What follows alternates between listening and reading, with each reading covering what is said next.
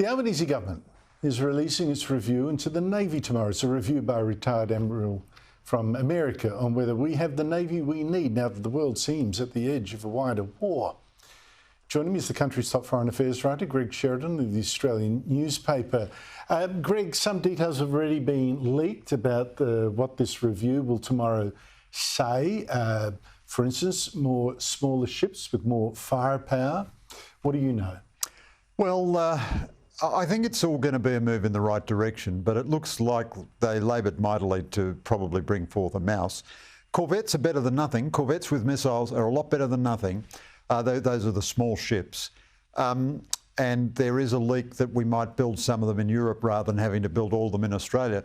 But look, honestly, if they don't come within the forward estimates period, the next 4 years, they're pretty meaningless. Never, never. Yeah, and also they're not enough to solve the problem. I mean, they're small ships. They're smaller than the Anzac frigate. It's better to have them than to have nothing.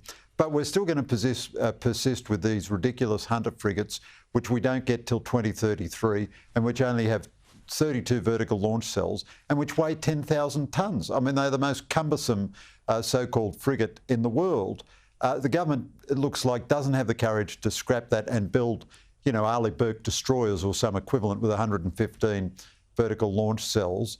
But I think it's so ashamed of its performance that it's going to do something. Now, there might even be a rumour, though, that what tiny little bit it's going to do doesn't come within the next forward estimates, because if it hasn't chosen a shipbuilder, that means it'll have a tender process, and that'll go on for the next 100 years. We saw that with the submarines. We see it with so much, Greg. I mean, both sides of politics are much better at cancelling contracts than actually seeing them to fruition. It's just so extraordinary. Now, to something really sick, it really depressed me on the weekend, and very disturbing.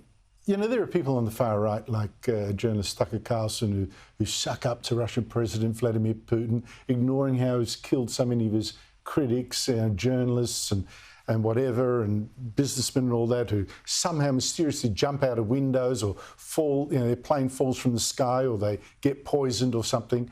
Well, the latest is Alexei Navalny, the Russian opposition leader, found dead in jail.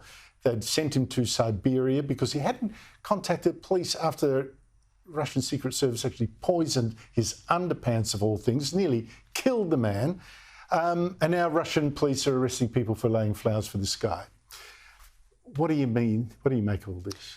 Well, Andrew, we should pause and salute the courage of Alexei Navalny. Insane courage. If freedom is to live, it needs people like Navalny who put freedom above even his own life. The temptation when he was evacuated to Germany for medical treatment to have an honourable life in exile, look after his beautiful wife and his nice kids. But there was this magnificent courage. It tells me two things about Putin. One is that he wants to terrify his opponents. This is a very deliberate killing. But the other You're sure it's a murder? Well, I mean, you know, people do die from unexplained causes, but he was in court a day or two before and he looked perfectly healthy and... He should have been in jail anyway. ...was defiant. Siberia, what's that? Of course, it's absurd. And it was like the poisoning of the Skripals in Salisbury. The Russians didn't really try to hide it. So Putin says he didn't do it, but he doesn't try to hide the fact that he did do it. Now, I think, without getting too sort of theoretical about this is straight out of George Orwell's 1984. Putin is really a classical communist, even more than a czar, and he believes that you can bend reality through power. So he asserts a new reality. He asserts the reality.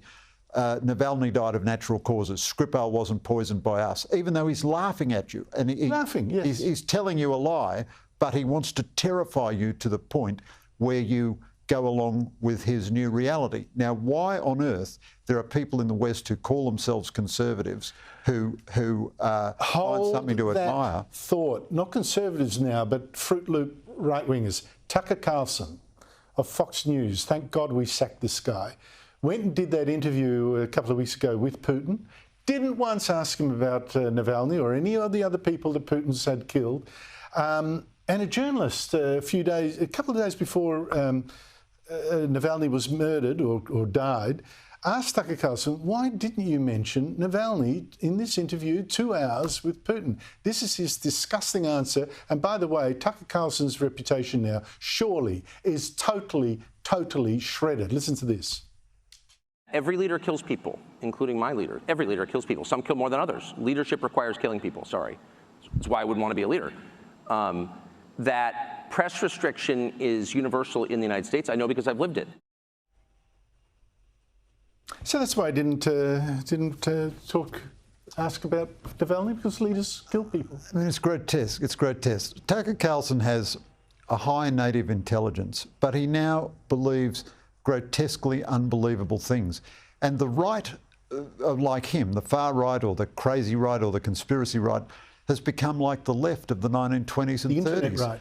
Yeah, the last guy, the last famous journalist who was such an apologist for Russian murderous dictatorship was Walter Duranty of the New York Times in the 1920s. Like Ukrainian famine. Yeah, he said there was no Ukrainian famine. And what Tucker Carlson has just done then is said there is no difference between liberal democracy in the West and Putin's dictatorship. On that point, there is a point. How much better is the US? I mean, they don't kill people, but Democrat prosecutors and judges there have done their best to put Donald Trump away in jail before the election or make him broke. He faces 91 criminal charges, and a judge, a Democrat donor, last week ordered him to pay an obscene amount of money, more than $500 million Australian, for inflating the value of his properties to get finance. No one was hurt, the loans were repaid, no losses. How can a fine that size be justified other than this is an attempt to get you out of, knock you out of the race to become president? Yeah, I think you're absolutely right, Andrew. So I don't care for Trump, I don't care for Biden. But I've written many times that these prosecutions of Trump are a clear abuse of process. Now, here is where democracy is failing to live up to proper standards. This is an abuse of process. The Democrats are debauching democracy as much as Trump did. But of course, so I assert that constantly. However, that does not mean that the whole of United States democracy is the equivalent of Russian dictatorship. No, I mean, it doesn't. If but Americans, it's a question of degree only, not of the fundamental principle. I think it is a difference in America kind. has got to wake up to itself. They can't go down this slide.